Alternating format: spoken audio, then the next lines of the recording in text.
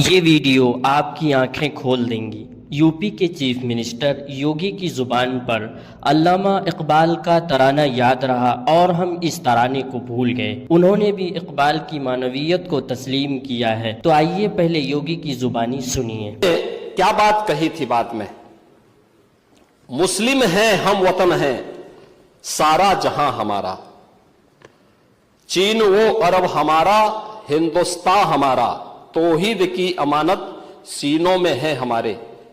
दुनिया के बुत कंदों में पहले वह घर खुदा का, तेगों के साये में हम पलकर जमा हुए हैं।